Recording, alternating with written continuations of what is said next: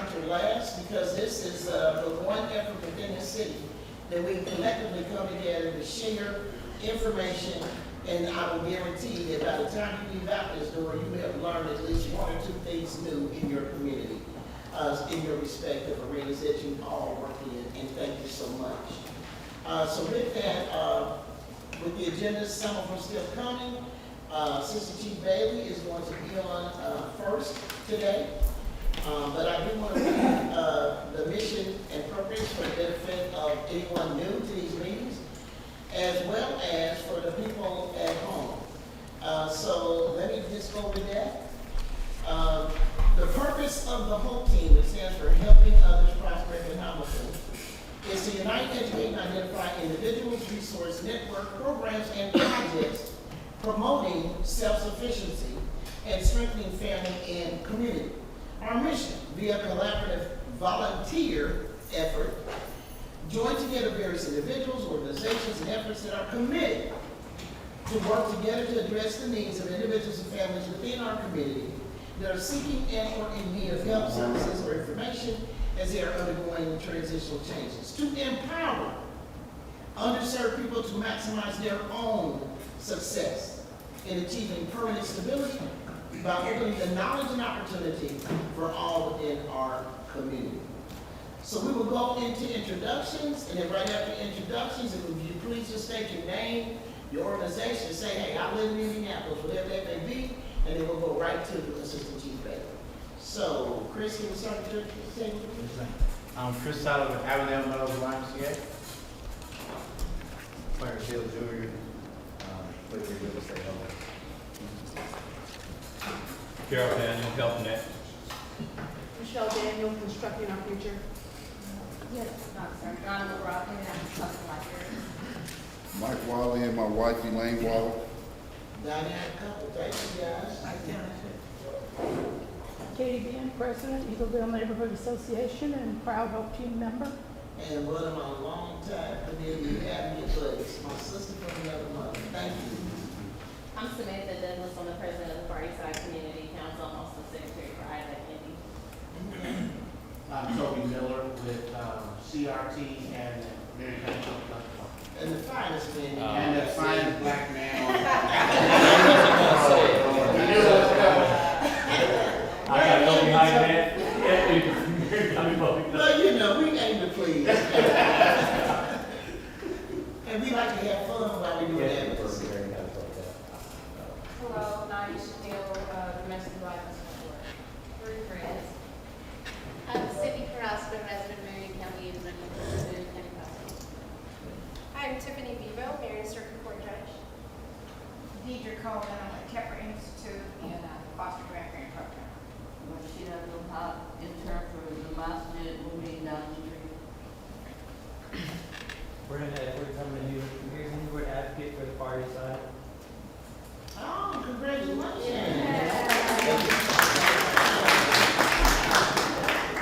I'm Malala Kennedy. I'm with the Division of Community Nutrition and Food Policy for the city.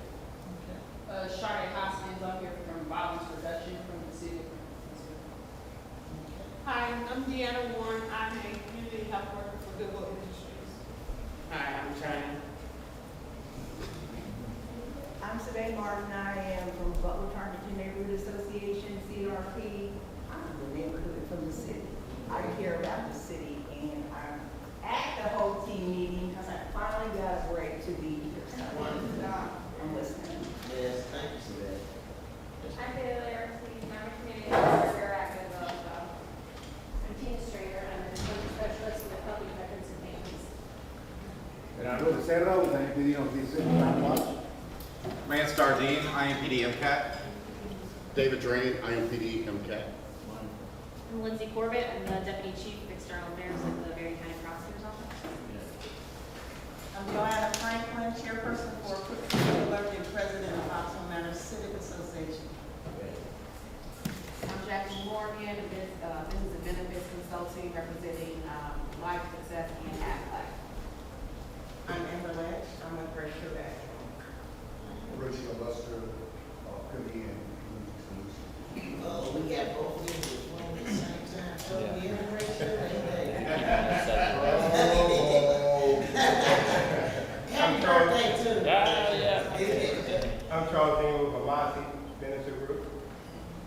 Lisa, project is over.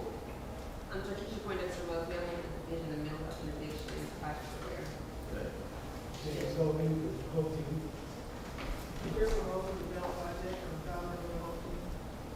And bring up the rear, Kim Boyd, founder president of the home team. Thank you all again for coming, and Chief Bailey, the floor is yours. All right. Good afternoon, or good morning still. Chris Bailey, IMPD Assistant Chief of Police, and she took a little bit of my thunder, but I didn't see Bishop, when Bishop walked in here, Bishop Lester, happy birthday. I don't know if you heard that or not, but he's 35 years old. And holding. Yeah, and holding, all right. Ms. Boyd asked me to come here and speak a little bit about, it's been called many things, permitless carry, constitutional carry, those type of things. And so that's my purpose for being here today, to answer your questions and to tell you that right off the top that IMPD and law enforcement across the state were united in our, well, for the most part, united in our opposition of the passage of this law at the state level. Indiana becomes, I think, the 25th or 26th state that recognized constitutional carry or permitless carry in the state, and we were against it. I know that you saw a lot of the coverage from Superintendent Doug Carter as he challenged the legislature in person about the issues related to this. I wrote an op-ed in the Indy Star with our opposition and the consequences we see as a result of this issue. I've had the opportunity to travel around the country and speak with chiefs in Nashville, Tennessee, Memphis, Tennessee, and other places where this has been enacted, and they unanimously all agree that they've seen an increase in violent crime, especially associated with handguns. It's now, we don't want to see that here. That's why we continue our efforts and from both a prevention, intervention, and enforcement standpoint, not just enforcement, but trying to intervene to prevent these type of things and having conversations and then preventing things as we know are going to happen. But we live right now in a world where people are quick to pull a trigger on things that seemingly should not result in that. We see family members, which we've seen, arrest family members pulling guns on each other, brother killing a sister over, really silly family disturbances. And when we introduce more guns into volatile situations, then bad things inevitably are going to happen. And I think there are misunderstandings about what the law does and what it doesn't do. We were not the largest law enforcement agency in the state with the most complex issues and the most people that we work with to police with. We're not consulted on any of the changes to the bill. I think it's they've added prohibited persons, and so I think the community understands that this isn't just a free-for-all, but there are still rules related to who can possess and when you can possess a handgun. Now, if you didn't know, you were never required to have a permit to have a shotgun or a rifle. That was never, unless you were a prohibited person from owning a firearm, mostly at the federal level where those rules apply. But there are some new added things in the state law that I think everyone needs to be aware of, because people could get themselves in, precarious situations thinking that they can possess a handgun and they can't. We also still, both us and the state police, are encouraging people to get a free lifetime handgun permit if you're eligible to do so, and that's for a few reasons. One, when an officer stops you on a traffic stop or runs your name in the system, we get an alert that you have a handgun license. So what that tells us is that, minus circumstances that you find yourselves in, that you are legally eligible to have that firearm. And what that also means is that the state has done their due diligence in checking whether or not you meet all the criteria to possess that handgun. So that's why we're still encouraging people to get the handgun license for those reasons, and also some reciprocity things. So if you cross state lines, where right now the Indiana law is recognized in other states, we want to make sure that you're protected if you were to transport your handgun with you as you cross state line. So a few things in the law, if that's quickly, I'll go through them, that have changed. There's no longer carrying a handgun without a license law. It creates a new law of unlawful carrying of a handgun, which is a Class A misdemeanor unless enhanced to a level 5 felony. It can be enhanced to a level 5 felony if committed on school property or if committed within 500 feet of school property. You're not allowed to possess a handgun within 500 feet of school property, right? On a school bus, or if you have a prior conviction for any of the offenses, which I'll talk about through here, which would prohibit you from having a handgun. I want you to know that officers, we reminded our officers of this, we are reminded that they cannot stop a person they see carrying a handgun solely to determine if they are a prohibited person. So I know a lot of people call 911 when they see people walking down the center of their street with a gun.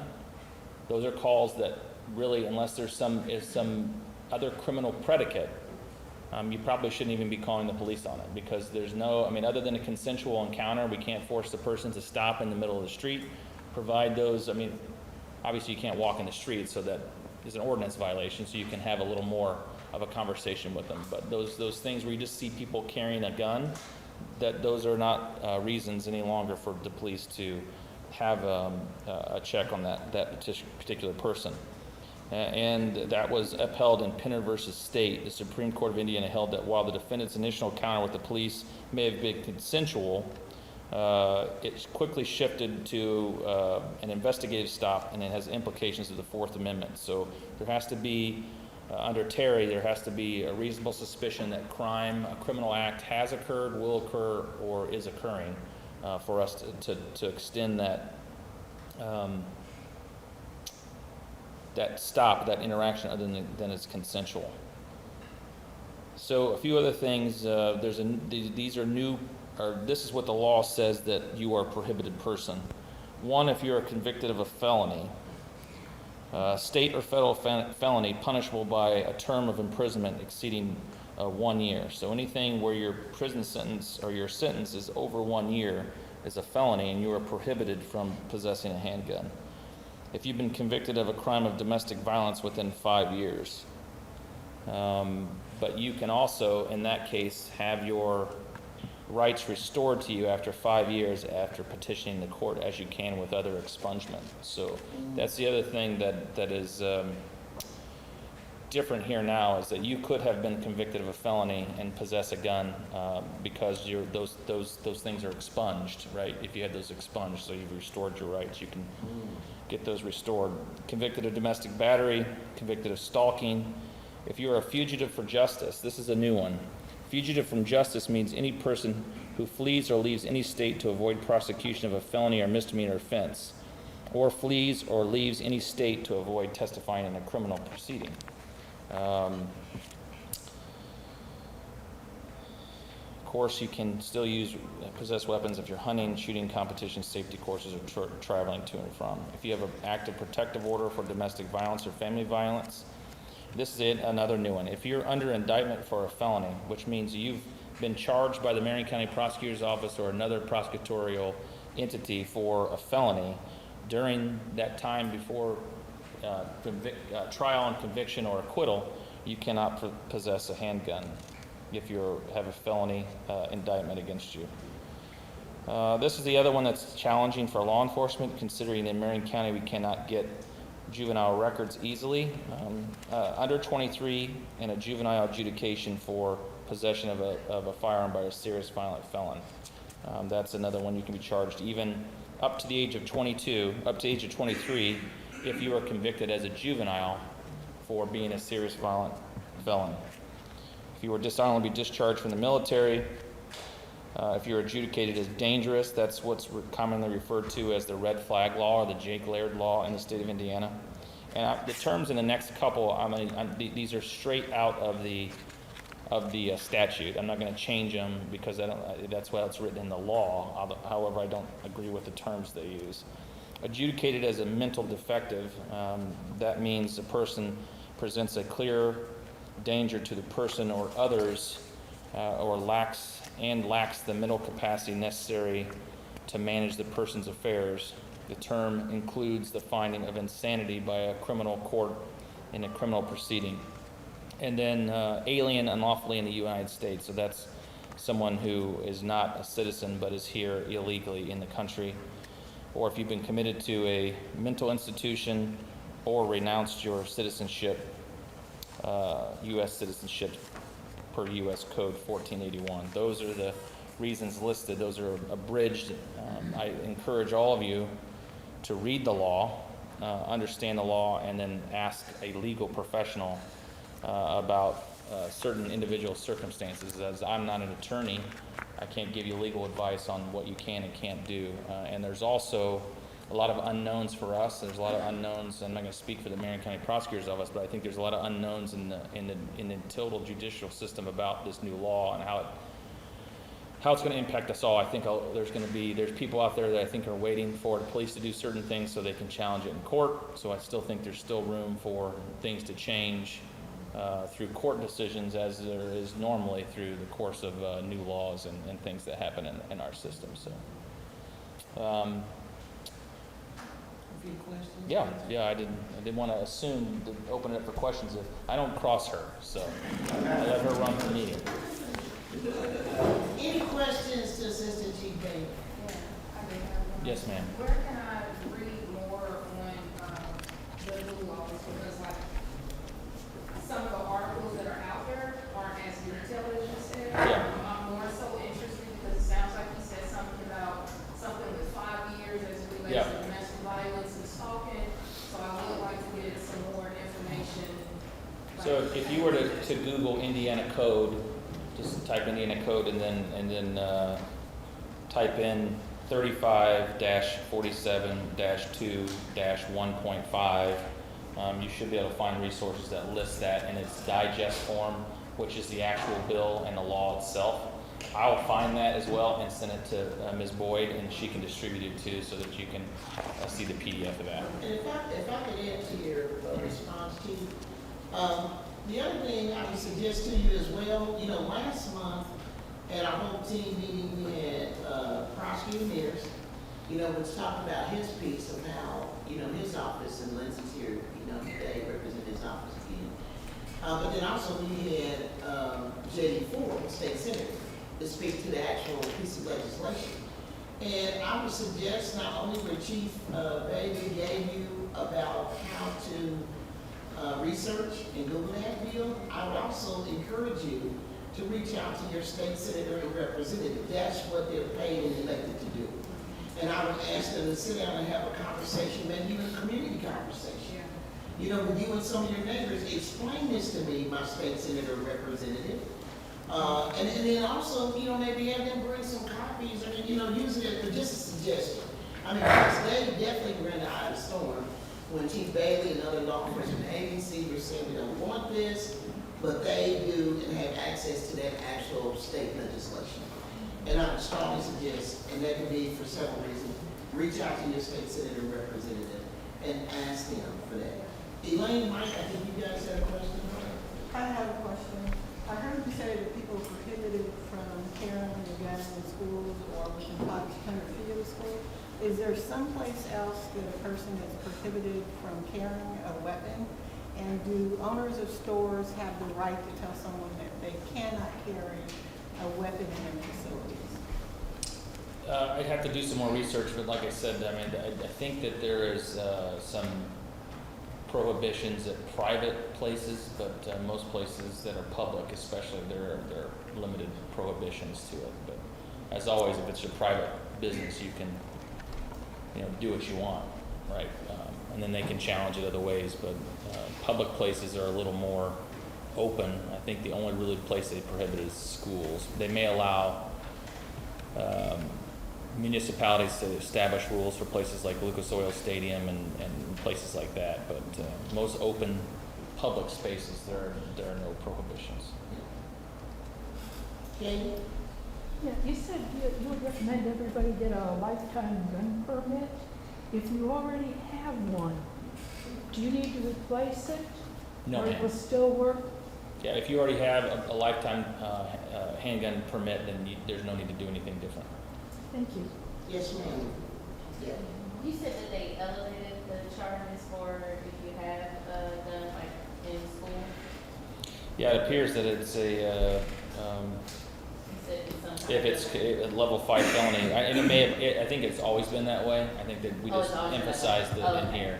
Okay, I was gonna ask, when yeah. you said they elevated it, I was gonna ask, did that also apply to juveniles, like who bring weapons to school, but it's not. Juveniles are a whole different, Yeah, usually their large is, charge is dangerous possession of a firearm, no matter where they are, because they can't have one. okay. That would be the charge that they're given, a delinquent act, or whatever attorneys call it, I'm sorry.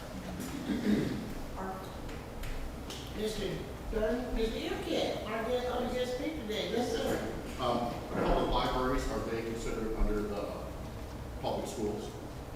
I don't know the answer to that question. I'd have to find out. Yes. I do have a question. You said a percentage of violence went up in different states that passed the same type of law. Do you have that percentage? Yeah, if I recall correctly from those two chiefs, it was around 10-11% in their violent crime. So if it was like 300 incidents of random gun violence, then that would just be like 31 Yep. incidents. Any other questions? Amber? Are federal felons completely excluded from that? What is it? Are federal felons? No. No, it's a person convicted of a felony or state offense punishable by a term of imprisonment exceeding 1 year. Joanne? Do you consider 500 feet from a school to be enough? Is that something that should be advocated for, or can some of those weapons exceed that length where they can actually shoot into the schools and into the children? So there are weapons out there that have the capability of firing around from a mile away. So, I mean, that capability exists. So this is strictly possessing it, so not shooting it. Obviously, that carries a whole different set of penalties and consequences to it. Any other questions? You know, I just want to say real quick, again, thank you again, Yep. Chief Bailey. I mean, because this is what we've been going to. I mean, this is our part to try to give people an understanding of issues that are affecting us in real time. And, you know, we want to thank, you know, Assistant Chief Bailey, I mean, that's looking over and protecting all of us every day, every minute of every day. And this is something that the police is not in favor of, but the law was passed, it is what it is, and here we go. That little fellow over there is my grandson, and for those of you who know me, that's my oldest heartbeat right there. But, and his mom's in the military, and so he's been back here a couple of weeks, and when we were out, he said, Nana, he said, that man's got a gun. Now, imagine our children that are growing up in a world where it's the norm to see people walking around in the grocery store, at the parks, with guns on. He's 11 years old. I don't know how you feel, but I don't want children growing up thinking that this is the norm of our world. Oh, everybody's supposed to have a gun. Look, there's nothing big. Oh, yeah, you know? I mean, look at the direction that we're heading in, and when we talk about the assault rifles, I don't even want to go there, because, I mean, we already know about all of that that's happening. But Chief, I know that you're here today, and I know this, not only personally, but I want to communicate to the people. I know that you're holding for dialogue. You're not here to condemn, and what's even worse is that officers can walk around, and if they see a person with a gun, there's nothing they can do. And so that's why the other part of our other guest speaker today, go hand in hand with this from what we did last month, is that don't stop putting everything to 911. There are instances that when mental health occurs, when those instances occur that are not up, and it's in the handout today, okay? There's ways to track those calls so that we don't have, or shall we say, we try to lessen our community the number of incidents that get misdirected, for lack of a better term. Because we're going to be living, we know that incident not too long ago at Chuck E. Cheese. that it was pre-July 1. But, you know, God had a beef for somebody else, Chuck E. Cheese family place. They just started shooting up. Thank God there were no more captions. Now we're in July 1. So guess what? There's a possibility that you're in there with your children, your family, trying to see little Chucky and have some pizza. And guess what? Everybody in the room's got a gun. And all it takes is somebody to say, I don't like the way you looked at me. I feel threatened because of stand your ground defense, right? Correct me if I'm wrong. Each individual thing has its own set of circumstances. There's no, you know, it's a lot of gray, but the self-defense is a strong defense in the state of Indiana the way it's written. Correct. And so, and like Chief Bailey alluded to earlier, there's going to be some court cases on this. I mean, even with Roe v. Wade, you know, there's going to be some court cases that are going to challenge all of these decisions. But the one thing I want to say to all of us before he leaves today, and to everyone, understand that we all got a part of this to make it effective and make a turnaround. And that you can only expect what you get if you're not involved in voting. And from the Supreme Court, and in the attachment, I had it last month, the month before, the Supreme Court is now pushing more and more back to the state. Okay? And they're leaving it to the state to decide. So if you don't vote and exercise your right to vote, then you get what you get. Okay? And with that being said, I mean, there's things that are going on in our city. You need to vote. Okay? And forecasting for the future, it's going to be more state decisions. Because the fact that the U.S. Supreme Court is moving it, we don't want to hear it. Let that state decide. So your state government, your city government, your township government is going to be very, very key in this law and the things to come. So any closing? Yeah, I'll just say that, you know, we're not done petitioning the legislature on this. We think that this is a weak law with a lot of holes in it that have to be addressed. So we'll go back to them next year with lessons learned or things that we're seeing and experiences as a result of this and ask for changes. No guarantee that they'll listen or make those changes, but we'll be going back to them next year for some adjustments to the law, understanding that once it's the law, right? And then we just have to try to make it the best we can and do with it the best we can. So that's it. Thank you for your time. It's always a great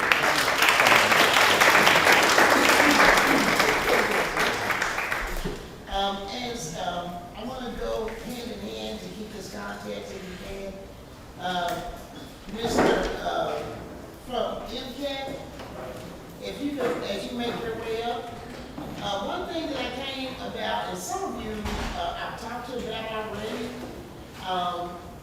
However, this is a book, and I got quantities that I could today.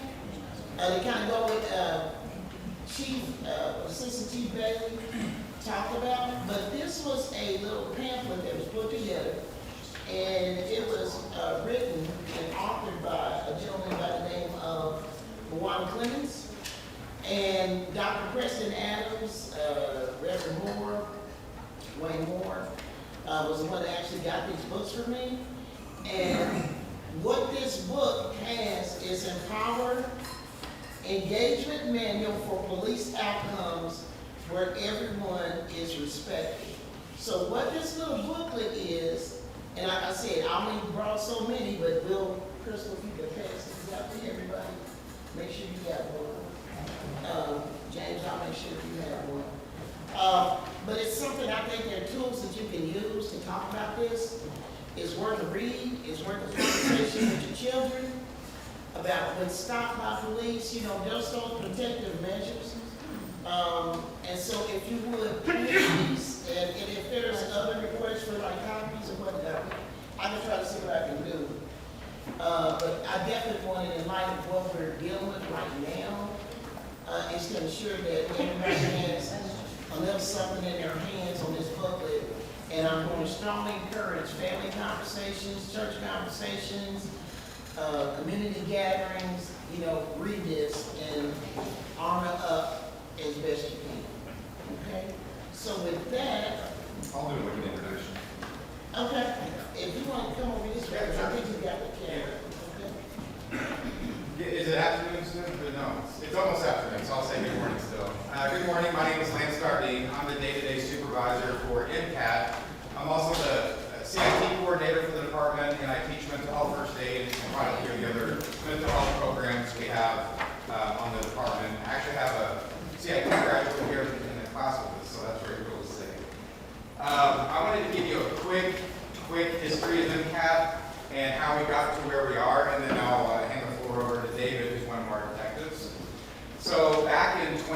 2016, the Sandra Eskenazi Mental Health Center and IMPD got together and they created what was called the Behavioral Health Unit.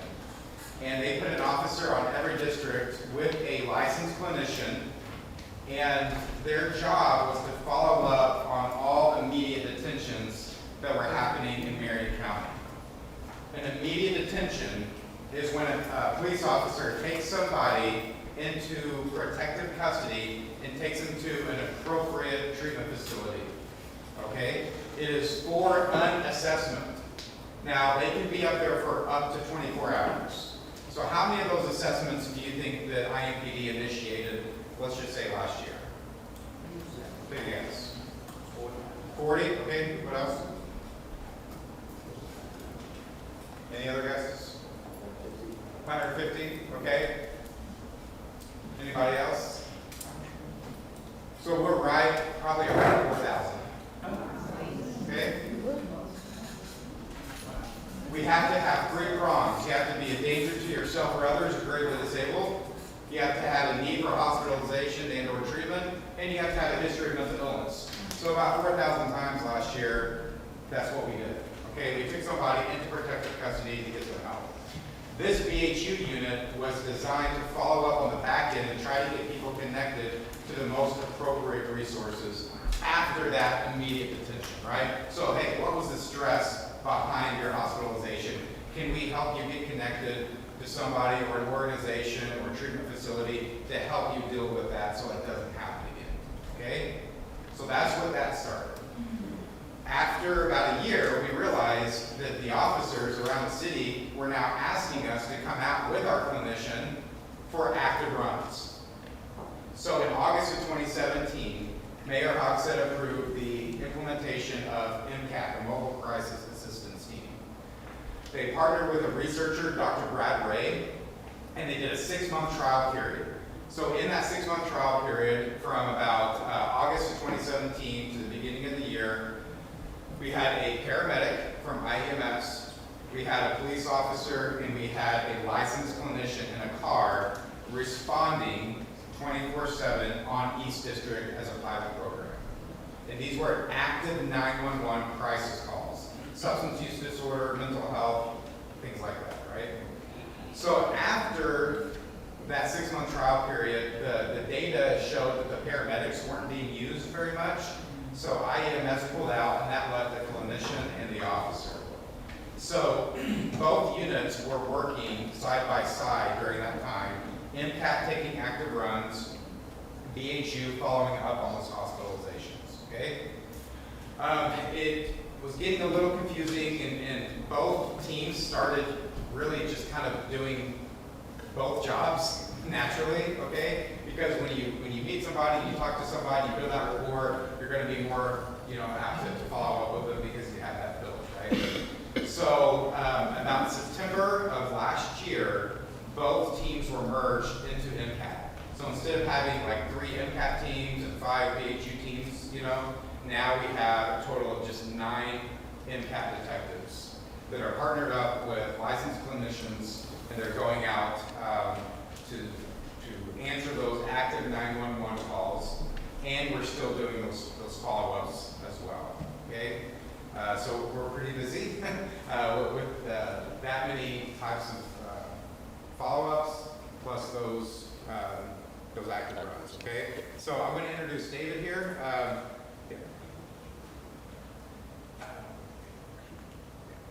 So David is a detective. How long have you been on? 18 years. 18 years, okay. So David, if you just want to kind of talk about your day-to-day stuff there. Mobile Crisis Assistance Team resembled Behavioral Health Unit, BHU, in similar ways. We work Monday through Friday, 10 to 6. We assist the districts on 911 calls that come out, that overdose runs, suicidal runs, anyone that can be in crisis. We're working right now with dispatch when they're calling out those runs. So when someone calls into the police department, we have like words that are identifiers to where mobile crisis team may be assisted, may be of assistance with the district police calls. And sometimes all those words are not caught, but having experience within the department. So a lot of mobile crisis teams, we hear those key words, even though dispatch doesn't send us out on those, that we just back onto the run and we head in that direction. When we interact with individuals in the community, there are many a times we have to break those barriers. We all have like a personal space that we have to like come within, and I can walk into a person and it's a certain distance where she feels comfortable and where she doesn't feel comfortable. We have to break those barriers, and we have to respect their barrier, and we have to like slowly allow them to allow us to come into our space. Sometimes that doesn't happen as quick as someone wants, and we have to sometimes get those district cars in service because we built enough of a verbal rapport with a person that gives us a little more time to spend with a certain individual or a party or family, et cetera, in the communities. And we have persons who are suicidal. There are different levels of suicidal runs. You have sometimes it's a person who's self-harming themselves, maybe lacerations on the forearm. Yeah, could it hurt them at some point really, really bad? Yeah. Every little scar they're doing, they're going to have to remember those calls. Then there are the other ones who are actual, real suicidal runs, and we have to treat suicidal runs as though they're suicidal. You know, they're ready to end their life, and we come down as we kind of develop rapport with people, as well as repeat calls as well. But you got to treat it as a suicidal person initially until you can develop that rapport and you brought that person down. Getting them resources within the communities. We talked about Midtown, hospitals, Community North, Gallahue connections, as well as sometimes it's church, sometimes it's community groups, sometimes it's a person's friend, allowing them to make those connections so that we can help reduce those mental health crisis that a person is going through. You can't stop it, but you can treat it. We're not a doctor to stop something like that, but we can kind of encourage them to use those positive resources that's helping them feel better. As well as some people will shy away from public crowds and people themselves. And that's being an introvert and that extrovert. Sometimes you gotta give them a little bit. Say, hey, you don't have to be a complete introvert, but give a little bit and let a small group of people within your circle. Any questions that you guys may have about how we respond to something? Hi, yes, I was very interested to hear that the program started out as a 24-hour access. What criteria was used to then break it down to a 9 to 5 available? I can answer that. So Dr. Ray looked at all the data, and the runs that were coming out like 2 in the morning, they weren't enough to have a paramedic, a police officer, and a licensed clinician having to run 24/7, 7 days a week. When you talk about manpower, I mean, everyone's short, right? There's hospitals that are trying to hire clinicians that have had job descriptions and job openings open for over a year. There's not enough people. So Dr. Ray looked at the highest rate of these types of calls, and we looked at what we have to fill that, and that's why we went with more of a like an 8 to 6 is kind of our range.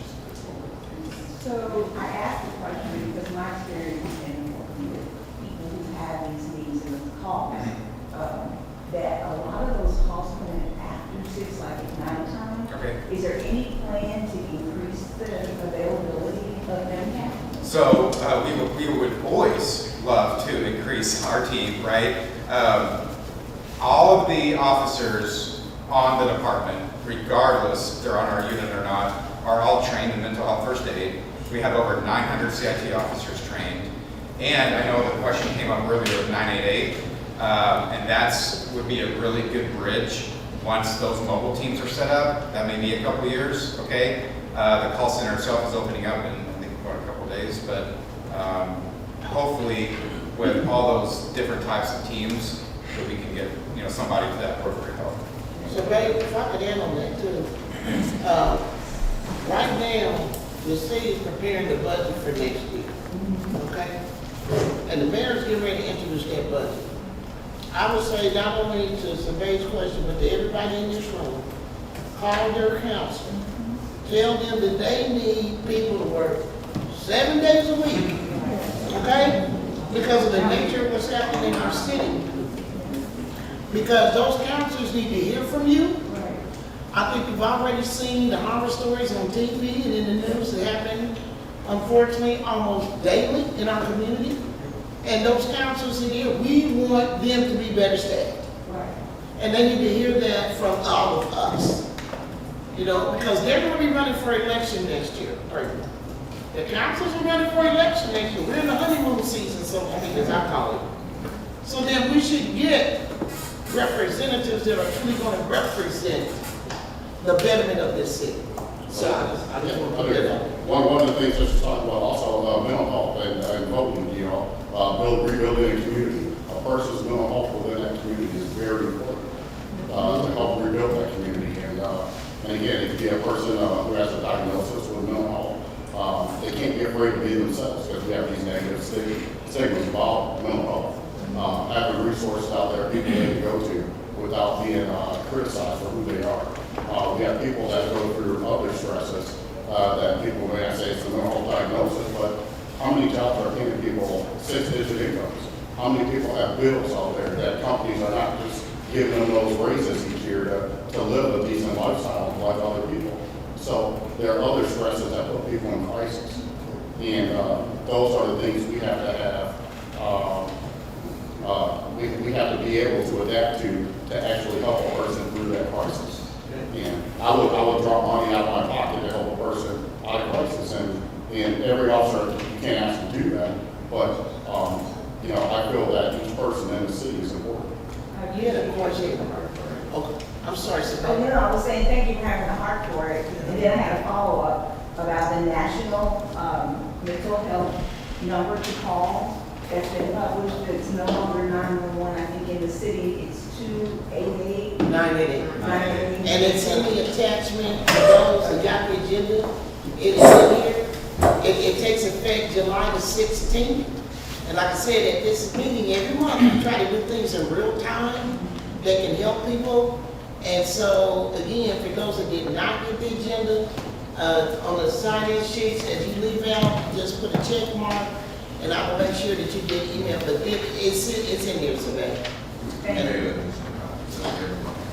Does everybody, who does not have a copy? Thank you, young lady. Oh, Okay, perfect. No problem. Just, and I'll email that to you, okay? I think this lady had a question, Yeah, I was gonna follow up to you and say they usually vote about the budget around October.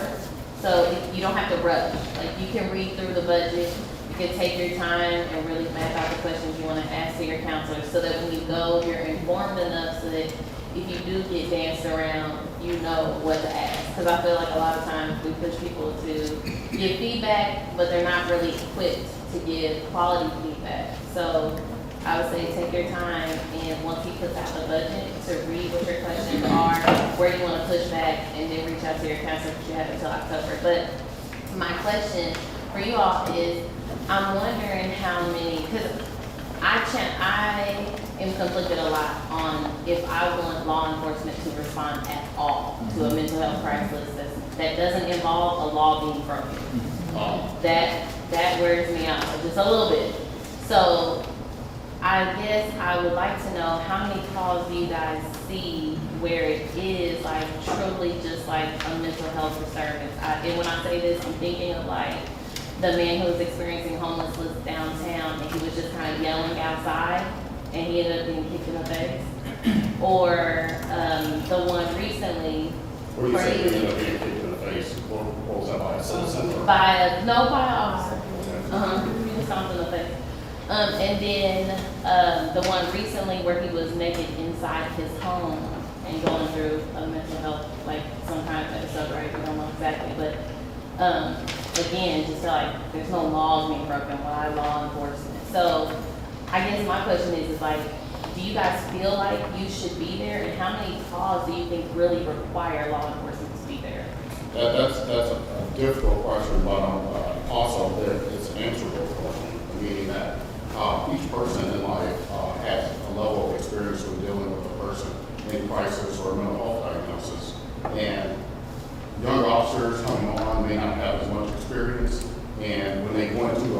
house is like a dark room. You know, we try to get the best image of that room from past experiences that we had when we go into that dark room. And guess what? The hairs on your arms are going to be standing with not as much experience. Those are unfortunate situations. It's a learning situation for an officer.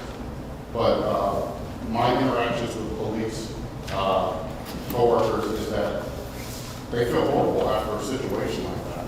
And I can't say that what the officer did was right or wrong, because I wasn't there and I wasn't in that person's shoes. But that person had experience through that incident, and he's going to have experience dealing with something like that in the future. And that approach will be probably done at a different level each time they gain experience in life. That's what anybody going into a new workplace or a new work environment. You gain experience, then years later you train somebody else on how to gather that information and pass it on to someone else. And yeah, it's a sad situation that happened. And if I was available, even if I'm off work, if they call me in to help, I'm going to be there to help. I guess I'm asking, do you feel, when y'all show up to these instances, do you feel needed in those instances? That's what I'm asking. Okay, you make a 100% perfect point, and that's why 988 is creating non-law enforcement crisis teams, right? There's other parts of the nation that have non-law enforcement crisis teams. Please understand, though, that we have been the ones that have been asked to do this for a long time now. Yeah. No one else has wanted to step up and take these calls, right? So we're trying to do the best we can. We have, in Marion County specifically, the type of training that we go through is very, very high. Okay, so we do the best we can. If we're taking 4,000, 4,500 people to the hospital against their will every year, and we have a couple of incidents, I mean, it's unfortunate, right? But those are pretty good statistics. So there are 100% lots of runs that do not require us. And that's what 988 is designed to do.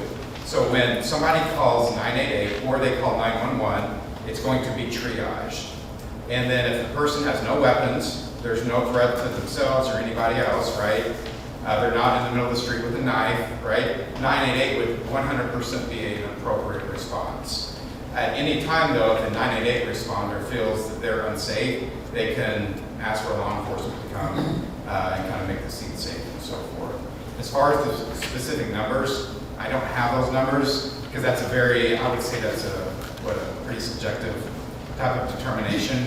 There have been times where I've been on scene where they probably didn't need law enforcement, but then something happens, a family member triggers them, and then all of a sudden they're attacking their family member or whatever, right? So we're just really doing the best we can, you know, and unfortunate situations happen. But with our training, I think it's pretty good. Monica, you have a question? Yes, sir. Yeah, my question is, and I believe you're doing the best that you can.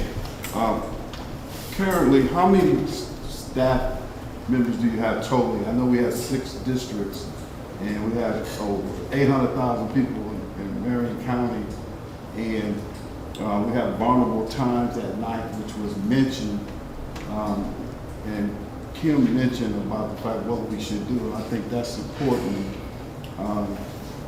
What is it, and how can we help as a community besides, you know, Senator, Councilman, to assist in this? Because I looked at this, but I didn't see the hours. I'm trying to understand you guys' hours. It looks like you have to be text to get help. No, so And I heard my wife said 10 to 6, so she told me about that. So yeah. I'm looking for your vulnerable times and what can we do to assist, because it has to be increased. So this specific team, like David and any clinicians, they're running anywhere between 8 and 6, Monday through Friday. When you said team, every officer on the police department, they're not partnered with clinicians from Eskenazi. It's this unit specifically where you have a detective attached to a clinician from Eskenazi. And those are a total of 9 teams with that. And there's a supervisor on the clinician side that's equal to Sergeant Dardine on the police side that monitors what we're doing. And I'm glad you said that, because you mentioned about all the CIT and CIT training and clinicians. That's a total different level of experience and expertise. And so I guess my question is, somebody, you said you had to give up somebody, a clinician. Are these social workers, doctors, psychologists? What These are are they? licensed clinicians from the Sandra Eskenazi Mental Health Center. They have a master's degree Okay. and are licensed. And they have life experience as well, so they're not right out of a master's program, they have previous life experiences that they're bringing to their position. Thanks. Elaine? So once 988 is in operation, do you think it would benefit the city to do another study? Because it sounds like the study was done basically on the east side, is that correct? So we have a whole city. Once 988 is implemented, it seems like they need another study to see exactly what's going on in the city. Because I, like my husband, believe that all of this needs to increase. And COVID has brought a lot of things to the surface for a lot of families. So I think it's something that should be looked at. Yeah, we would definitely take as many resources as we can get, 100%. I'm sorry. I was gonna ask, is CIT training, mandatory for all IMPD officers? No? It's a great question. If you didn't hear it, she asked if CIT training is mandatory for officers. Let me back up real quick. Mental health first aid is. Every person on the department has been mental health first aid training, and now it's in the academy. So every recruit that goes through the academy is mental health first aid training. I'm the mental health first aid instructor for the department. So then we get to CIT. The governing body over CIT is called CIT International, if you wanted to look their website up, okay? And they are very, very, very strict about not having this as a mandatory training for officers. Imagine if you were ordered to sit through a 40-hour training about mental health and you didn't want to be there, okay? You definitely want officers that have a little more than empathy, that want to go through that training, They also do not want it in the academy. They really, and they have studies on this, and you can look up the papers and the research studies on their website that say that a little of that life experience right on the street, those officers that have at least 2-3 years on, then they can go through CIT because they've had a little more of that experience. So that's a really good question. Thanks for asking. One or two more, and then we have to move on. Sure. Yes, ma'am. I just wanted to find out if there is any type of like ride along. I know that this is like can be an incident when you're dealing with some of the people in the community, maybe even a little dangerous sometimes, but maybe for some community members who are more so interested in seeing and witnessing, that would be me. Like, Sure. It sounds good on paper, it looks good on paper, but I would kind of like to see it in action. Yeah, that's a really good question. So the ride-along, because Eskenazi is a medical provider, you have some HIPAA stuff going on. So we don't actually have like civilian ride-alongs on our program, but I met a gentleman yesterday at another presentation that I was doing, and he did a ride-along on the northwest side with just a normal officer, and he said like the first couple runs they had were immediate detention runs where they had to take somebody to the hospital. So. Last two questions, we'll go to you first, and then China, and that'll be the last question, and then we can go through the agenda. Yes, sir. Do you have a question? You hear me? Okay. If you don't mind me talking about something, sure. You always talk about calling like something other than 911, and when you're dealing with mental health, sometimes the family, the parents, the siblings, when they're dealing with someone in their family that has a mental health crisis, sometimes processing the difference between calling the 988 and the 911. I try not to confuse anybody. If they're in a crisis, call 911 that you're used to, because it's going to take repetition to understand 988 and 911 and what the difference is. But when you're in a crisis, that's more like tunnel vision, where you're trying to process a lot of things, and when you're dealing with a loved one, call the quickest thing that comes to mind. Get China. yourself. China, the last question, China. Okay, How often do the officers themselves receive mental health? Is it when they have a certain kind of run, or is it a monthly thing they go through themselves to relieve the stresses that they experience on a regular basis? We don't have stress. What are you talking about? No, so that's a really good question. We have our own wellness unit on the department. They're actually nationally recognized. And so officers can always go and talk to that wellness unit. And they do have some resources through them.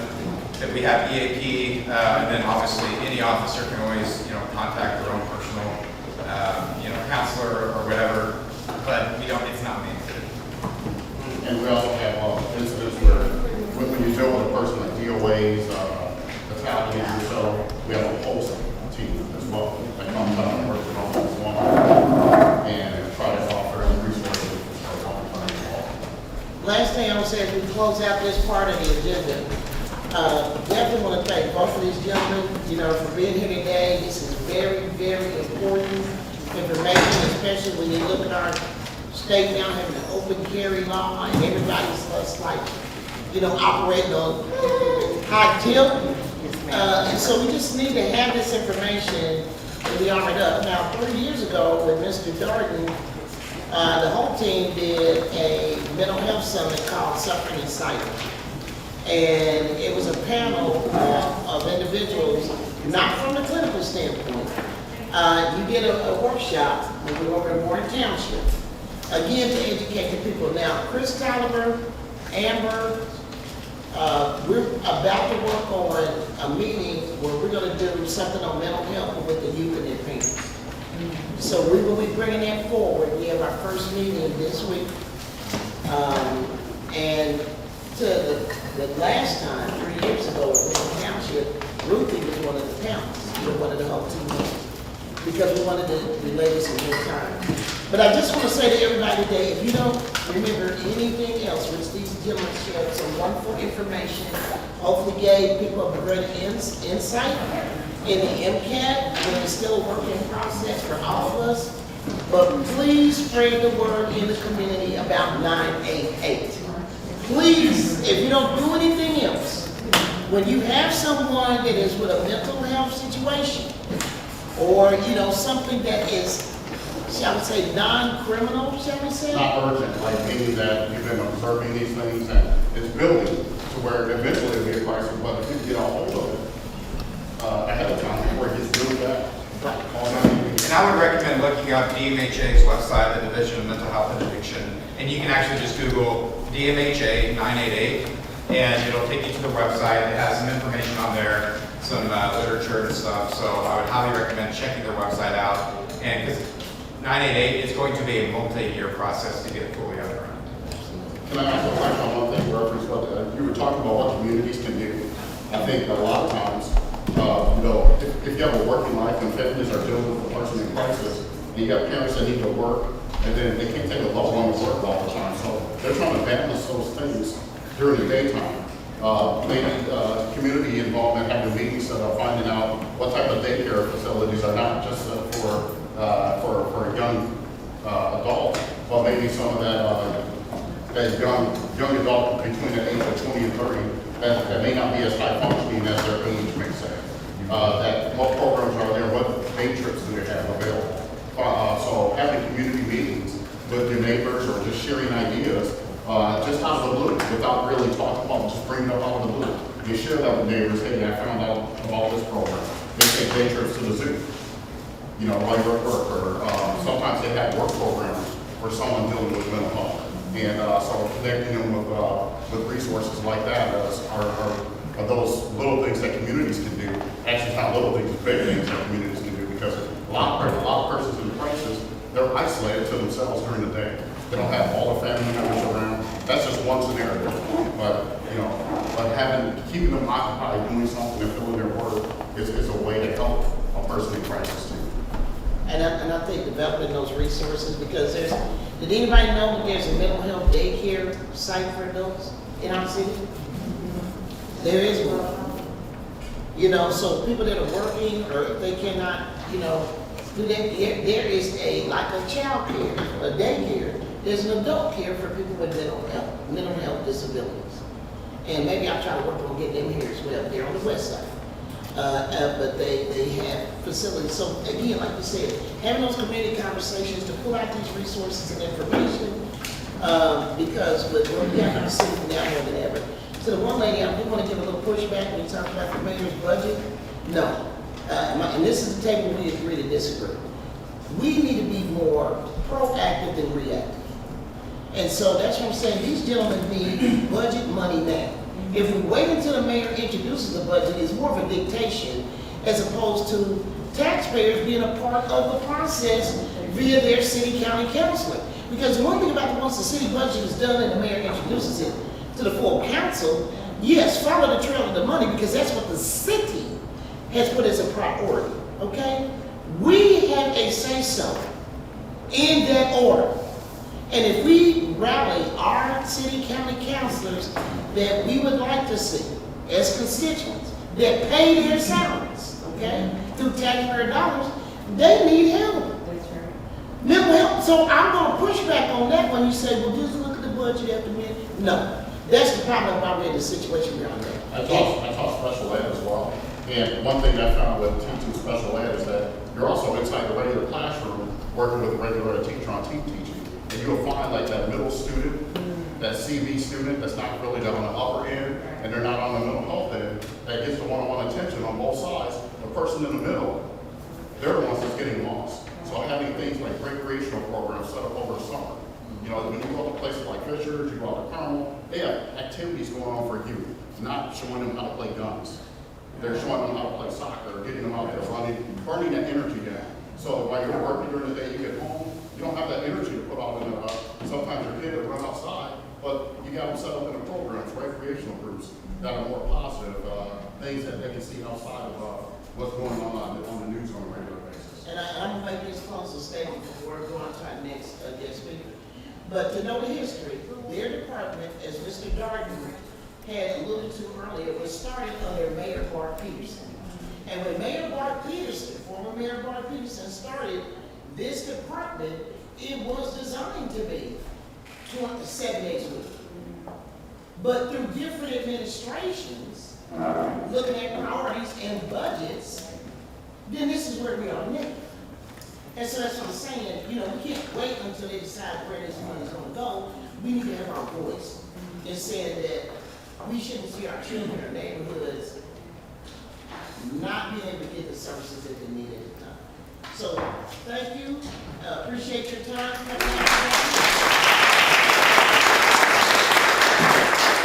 Very good stuff. Thank you. Very good. No, But one other thing, when you look at the parks around the city, we gotta make sure we're keeping up with the lawn. If you're at kids out there playing in the parks, you gotta keep up with that as well.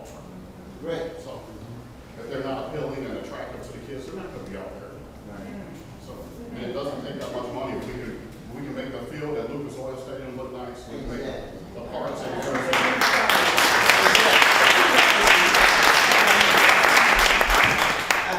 amen and amen.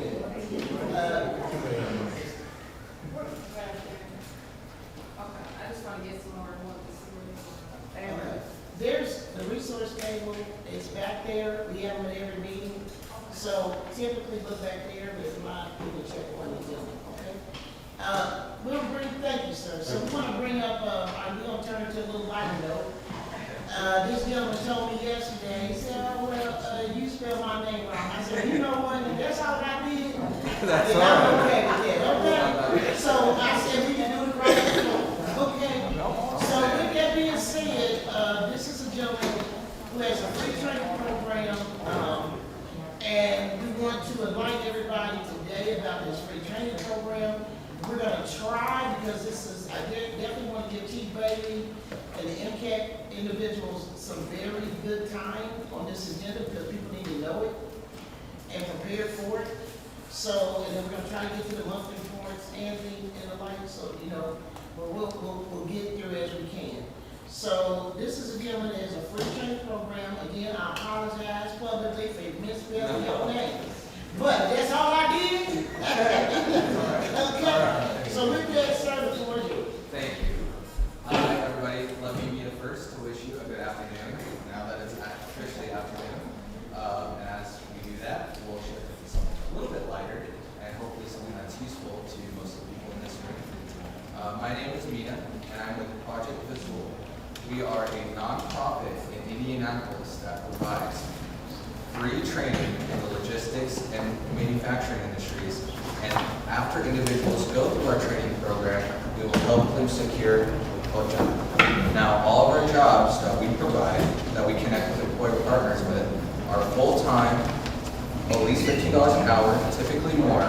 Our average wage last year after training was $17.50 with benefits, and have a good work environment because we vetted those with employer partners. All of our trainings are short, so our longest training is 2 weeks long, our shortest training is 2 days. We have them every month. They are free. We will pay participants for their time. We will provide them with assistance, whether that's financial assistance after they complete training, or if they need, help with transportation, or resume building, interview prep, anything to go from training to gainful employment. We will support them every step of the way.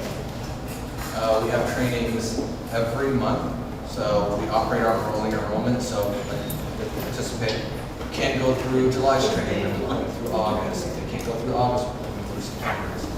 So our training programs are pretty simple. Our first one is Forklift Essentials. This is through Vincennes University. It is 2 days, and we will train participants on 6 different forklift trucks. Once they complete the training, we will help them secure a job as forklift operators. If they have experience as forklift operators already, they can earn up to $20 to $25 an hour.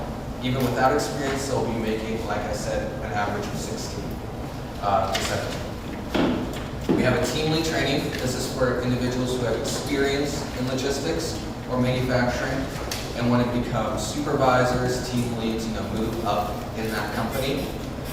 And then our last training is a manufacturing training through Purdue. It's a 2-week course of manufacturing, essentially a crash course 101, where individuals learn how to read blueprints, math that's manufacturing focused, how to be on the assembly line, quality control. And individuals who complete this training will receive $960. Now that means coming to training every day on time, but that's all they have to do is be at training. There's a test, but they don't have to pass it to receive the money. We will have hiring fairs at trainings to meet with employers one-on-one. Afterwards, if they don't get a job with those employers, we will still continue to help them secure a job, although they're not obligated to talk to us. If they find a job, on the side of the road, if they see a sign, or if they're already working and just want to increase their wage, that's totally fine. So I'm going to open it to questions because I know I put a lot of stuff out there. Go ahead. I was going to ask what you do for transportation for the trainings. I know you help after, but you help with transportation through trainings. So we can. What we do is our facility is in Plainfield, Indiana, which can be difficult for some individuals. So if we have more than one person, so if we have like 2 to 3 people from a specific area that would like to go to training, we can organize, transportation for those people. We would require more than one person, but we can do that. Yes. What are the prerequisites? Do you need an HSC? Yes, felony, that's a great question. So we have very, very low enrollment requirements because we believe anybody who's looking for a job should be able to get a job. So we have no education requirements. All our requirements are 18 years or older, authorized to work in the United States, and for the forklift training, have a valid, suspended, or expired permit or license. It does not matter as long as some point you've been through the B&B, you're good for the forklift training. And then for the manufacturing and team lead, you just need a government ID. That's it. Now we recommend an English level of at least 8th grade because we do serve immigrants, we serve individuals with backgrounds, we serve individuals who are going through, who struggle with substance abuse and mental health issues, so we recommend that base level of English so that they can comprehend the safety training and the actual training itself outside of the safety training. But that's it for enrollment requirements. Go ahead. Have you been working with the licensing courts to see if after completing your program, someone is coming with maybe a suspended driver's license expired, that once they complete that program, maybe they can go to the courts and maybe get a vocational license put in place with a plan to repair their full licensing? I've never had a thing with the courts like that. That would be great to talk more, but what I have done is I have a connection with the prosecutor's office who will look at driver's license suspensions, and he will review them, and in some cases, he will be able to reduce or waive the fees entirely for individuals who need to get to work and they can't because of, their license.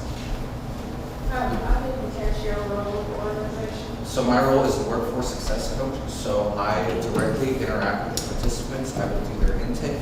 I will help build their resumes. I will assess their barriers and needs, understand their situation, help get them trained. And once they get trained, I will take that resume that we built together and I will pass it along to my coworker who has the employer connections, and she will help them find a job. Is there a flyer on the website, maybe?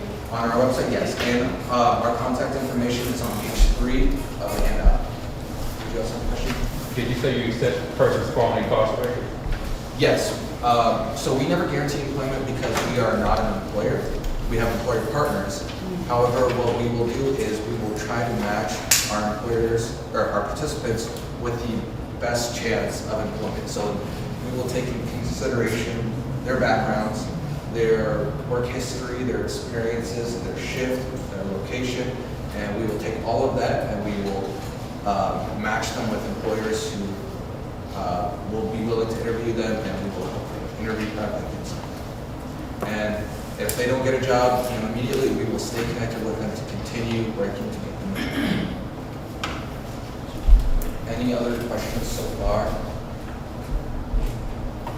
Well, since we're talking about budgeting with the city, is there any possibility to maybe get with the city to come up with transportation that's specific towards going to some of those cooperating employers with people who complete your I would love that. If you have any ideas on how to do that, I would pick your brain about that. Okay? That would be amazing. That was my point, by the way, is that it's the second week of July, the budget comes out the first week of August, and it takes an incredible amount of organizing to get those things mobilized. Yeah. So I just want people to be empowered, that even if you can't make it by the time this budget comes out the first week of August, be empowered, you can still get feedback moving forward. There's still places where, because this is a general budget, it's not just specific things. So there may be dollars for people like training, job training, things like that, that we can try to direct your way that are already there. So that is, that's really the point of that. Even if you don't get it by August, the first week of August, you still have time to still get feedback. So that's all. Regarding to the job, are there any drug testing requirements? So that'll depend on the employers. That depends on the employers. You all set them up so that they can go to these employers. And Yes. then once y'all set them up, everything else is, that we're asking is related to the employer. You just kind of give the training and the. We give the training, and yes, it is on the employer side to hire and interview and all that stuff. But like I said, if things don't pan out with those employers, we will continue to work with them until they find that job. So we don't really just train them and then just drop them off. We train them and we secure, and then after they get the job, we'll do 30, 60, 90-day check-ins to make sure that they're happy where they're at, that it's a good fit and all those things. And if they're not, we'll try to find them another job. And if they're working for 2 years and then they leave, but they went through our program, we can still find them a job even if they haven't been through our program in 2 years. It really is just as long as they've been through it once, we will work with them. I just want to interject to the transportation piece that you mentioned. They've been here the whole thing in the past. There is a transportation piece that can connect them to Hendricks County. The group is called CERTA. Yes. Right. And then also the Hendricks County Work One offices. They're definitely doing those segues. So I'll send you some connects that I have in Hendricks County. To be able to hopefully help add, but CERTA is the main one that's looking at that regional, be it for training or employment, that agency that's looking to try to make people connect. So I'll get with you definitely. Yes, and these are the little jewels in the city that again, things like this you find out. Absolutely. Yes, ma'am. Joanna. I was wondering, and I'm assuming that it is so, but I thought I'd ask for clarification. When they complete these different trainings, are they given a certificate? Yes. Yeah, so the certificate depends on the training. So for example, the forklift training, they will receive a card that is good for 3 years that explains which trucks they are authorized to operate. So like I said, we train on 6 different trucks. We pretty much always have participants pass at least one, and once they pass one, then we can help them find a job. So that card's good for 3 years. They'll also get a Vincennes University certificate of completion, which is also just the one that says they're authorized to operate forklifts. Do they then have the opportunity to go from level to level after they have? That is the goal. certain trainings? Yes, that is the goal. So our goal is to give people jobs with opportunities for career advancement. And so one of our team leads is like kind of moving into more supervisory roles. Yeah. Also, with when you're placing someone in the workplace, would it help if we were able to get city budget money, maybe to pay that person's salary for maybe 3 months up until the business or company absolutely picks up? That would Absolutely. encourage the company to actually take them on long term if you Yeah. give them a I love that. Keep shooting me ideas. We're gonna definitely connect. You said that's 2 days training for For the forklift and the team lead are 2 days. Now we usually have them on the weekends to make it accessible for people who are already working. We also, if the need is there, we can do it at nights, like 4 hours over 4 days. So it's 16 hours. More in the mornings. Really, it's just we're very flexible. It's just about what the need is. Yes. Are there any age limitations? No, there's no age limitations. No, we I think a couple months ago we trained somebody who was like almost 70. Yeah, and now he has a job as a forklift operator. So there's no problem with that. One thing I will mention also for training, if individuals are unemployed, we do partner with the temp agency to provide them with temporary employment until they can go through training. So if they need an income while they're waiting, that's one of the ways that we can support them. to encourage citizens maybe to take part in your program. But again, working with the courts and maybe coming up with a program to where once they complete your training and maybe get maybe 3 months in at the job or a year, that the courts can maybe grant them a forgiveness or maybe That would also be misdemeanors or. that would be amazing if we could set that up.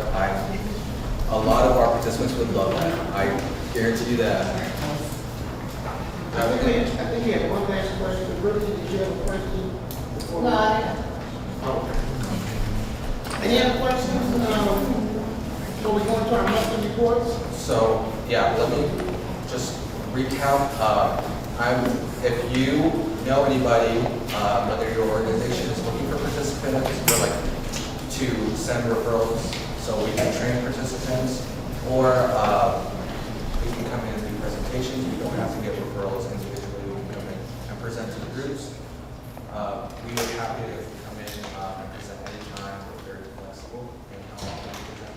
Our trainings, like I said, are essentially once a month, sometimes more. So we're always having trainings all the time.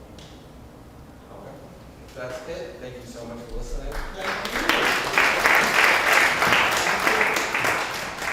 Thank you. And now we're going to our monthly reports. Mr. Burke for the Marion County Public Health Department, sir. We're still in a pandemic. Having said that, we still get vaccinations and also get booster shots. We call the Marion County Public Health Switchboard at 317-221-2000. There is a COVID-19 designated coordinator. Her name is Deborah Webster. She's willing to come out and talk to whatever organization you're in, and she brings testing kits for the COVID virus. Also, they're free. And then she'll give you all the information you need to know where you can go to get a booster shot or a vaccination. You no longer can do them, and you'll have to go to the Johnson building down at Marion County Public Health. That's the building that's across Fells Drive for that information if you go in person. Again, you know, when you're in environments where you're unclear of who's been vaccinated, who's not, you can wear your mask still, and recommending you do that.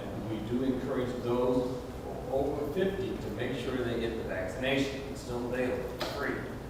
And those people are at more risk. Also, if you have some predisposed illness, get the vaccination. Now, children can get vaccinated also. Again, it's I think Pfizer's a 2-shot regimen, and I think Moderna is a 1-shot regimen for children. So you need to check that out for your kids at ages 5 or on for that. If anybody have any other questions? Is there an age for the second booster? There's a second booster that's out, right? For this out period for individuals to get No, there's no, you mean age? an age? You said age? Yes. No. If you received the Pfizer vaccination in the 2 shots, and then the Moderna vaccination, the 2 shots, then you're eligible to get the booster also. There is some talk about maybe a 4th booster, but that hasn't come up from the CDC or the vaccine folks in Washington. Any other questions? What's the age for you, children? Again, children can get vaccinated. You can take your children so that they, they're going to preschool, whatever, they get vaccinated. Yes. Yes.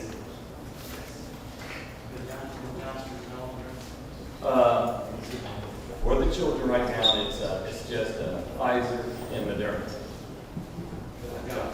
Not Johnson. Yes. Johnson is still available for us.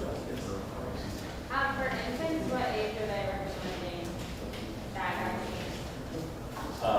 It's kind of hard for me to understand what you're saying. Oh, I'm sorry. For infants, like when they go, their yearly checkups they have for infants and they're doing it throughout the year and getting all their vaccinations, when do they plan on doing the COVID vaccination? That's a good question. I will have to call the health department to get that specific information for infants. Okay. And to get the vaccination shots, okay? Okay, thank you. Because I don't know if that's included in the vaccination regime or not as of yet.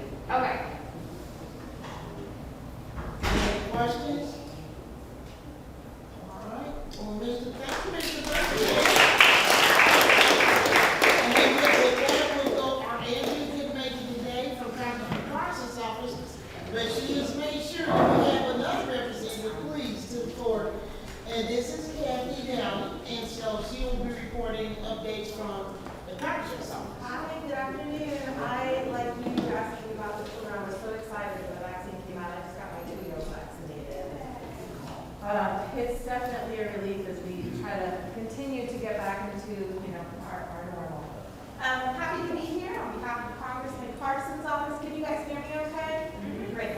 Andrea Scott typically comes to these meetings. I was actually really excited when she invited me back. It's my 2nd or 3rd time, and I always enjoy all the information that is shared here. Thank you for being part of the meeting. We're trying to do our part to keep you informed on what's happening. I think I'll start hyper-local on what we're doing and then kind of move up. So we get the most important information out. So I'm passing out flyers. The Congressman's job fair is back after a 2-year hiatus due to COVID. If you don't mind passing these back. I have enough for one copy for all, and I'm happy to email if you give me your card at the end of the meeting. But the job fair, I just handed out my flyers. The job fair is scheduled for August 4th. We are partnering again with Ivy Tech. We're going to scale it back a bit. In previous years, we've had up to 150 employers. This time, we're really capping it at 75, trying to keep spread out, continue to practice good social distancing practices. But as you can see, there are lots of offerings beyond simply having employers there. Interview prep, resume review, computers will be on site if folks want to go fill out that likely job application that is online versus on paper anymore. So lots of resources available. This is open to anyone. It is free. Again, if you want flyers, I'm happy to send these to you electronically or make arrangements for you to come to the office to pick up. I believe the registration for employers is closed, but if you are an employer and still want to participate, it is a small fee paid to Ivy Tech. Please let me know today. As I said, I think we're at the max, but I want to make sure that we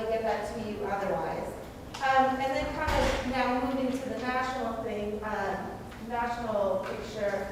I don't know how many of you, these are notes that Andrew gave me, had the opportunity to hear or review last week's jobs reports that showed that more jobs were added in the economy, over 370,000 jobs added, which is better than expected. We're seeing this as a sign that the labor market remains robust despite recession fears. Unemployment continues to come down. It is now at 3.6%, more than 3 years faster than we anticipated, than projections as we were looking past COVID. But I think that most of the people in this room know better, or just as well as anyone else, that these numbers don't always mean anything when you're checking out at the counter, when you're pumping gas, like I did earlier today. Folks are really hurting, and we understand that. The House of Representatives has passed a series of bills aimed at primarily production issues, production line issues, to help alleviate some of the challenges that we're seeing in rising costs. And we want to make sure that the Senate also passes similar or the same bills so that we can get some relief to people every day. And then, of course, we've been all hearing big news after the Supreme Court's recent decision. And last week, President Biden did sign that executive order aimed at safeguarding the rights of women, access to an abortion. So those are the two things that I wanted to highlight at the top level, and then also share this flyer. Happy to take any questions. Many of them I may need to take back, but happy to answer any questions that folks may have at this time. Yes, ma'am. Is the congressman going to be at the job fair? Yes, but let me back up. He is usually there. Okay. We have set it on a day that he's supposed to be free. I can never guarantee anything for his schedule. Things may come up, whatever, but the plan is for him to be there at some point. I don't know that he'll be there the whole day, 10 to 2. Maybe. He often surprises staff. We schedule him for a half hour, and he starts talking to people, and he's there for free. So if you know the congressman, that's probably what will happen on August 4th. Great, thank you. Okay, and very briefly, because we're almost at that 1 o'clock time frame, want to be respectful of Rondo. Do you have any updates, IMPD in the district as we're closing in on? Not really. We just had to meet today, last Thursday, great turnout. It was our first time in Casa Mall. Excellent hot day, but we had thousands of people going there, so it was fantastic. And so the next thing is National Night Out, August the 2nd. Please take part. If you haven't heard of anything, I keep sending out information posted on social media. Reach out to your neighbors or your communities. If they want to take part, there's still time. That's it. Thank you. Great. Real quick, as we're right at that 1 o'clock time, want to be respectful, are there any floor announcements that anyone would like to make? Okay. It's actually in the back of the agenda for Domestic Violence Network. We will be hosting a 4-part series with JEMA. If anyone is interested in more information, I think it's like the last page. Get in contact with me. I can get some flyers or something other like that. You can also go to Domestic Violence or DBN's Facebook page. There's some stuff there that can be shared. So check it out, get some more information, pass the word, get it with the movies. I appreciate it. Very good work, Lord, in the area of domestic violence, and we thank you for that. Thank you. Yes. Yes, ma'am. The Sparty Community Council, every third Tuesday of the month, we're doing a free Taco Tuesday at 38th and Mid-Hoffer. It's at Sparty Community Works. The prior tacos, they are free. We fed 150 people the first time, 100, like almost 100 even the second time. And then we meet the 4th Tuesday of the month every month. So you go to fbccindy.org, you can see our link to join our Zoom meetings every month. And then in the fall, once we're done with the free Taco Tuesdays, we will transition back to our neighbor training, which does first aid, CPR, Narcan, and trauma-informed care for our neighbors. So you can get certified in those three coming this fall. Thank you. Any other floor announcements? Oh, Lord have mercy.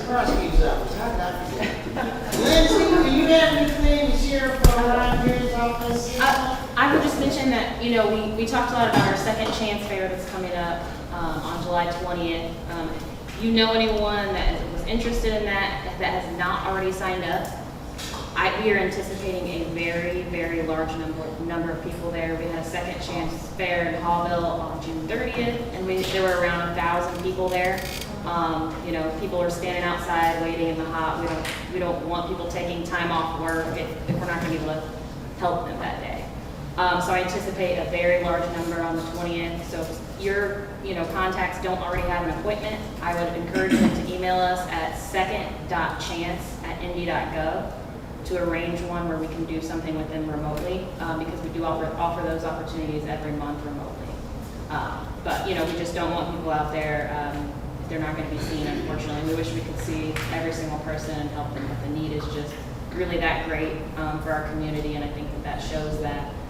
But you know, we want to be able to help any ways we can, so please encourage them to email us at second.chance@indy.gov, and we'll figure out something and set up an appointment for them. And that's wonderful, yeah. Joanna, did you have a question? I was just asking, was that the word or the number for second? The word, second.chance@indy.gov. And the question should be. And what's that date again, Lindsay? That's July 20th. That is at 4330 North Post Road. It's at the Reset Center. It starts at 10 a.m. through 4 p.m. Wonderful. And please give our appreciation to our school leaders. Absolutely. Any other, yes. So if you did put in the donation, we have a drawing that we give, so if we get to do the name again, so if you did donation in here, could you come and fill one of these out for us? Or I'll come to you, so that we can have a drawing, everybody see it. We get ready to do the drawing, is what he's saying. So if you want in on this little drop, we try to do that big back again. Thank you, China. But again, you know, if not, we're gonna be eating crackers and cheese, so those donations really mean a lot to us. So, do you wanna go ahead and, Crystal, or you wanna call the name?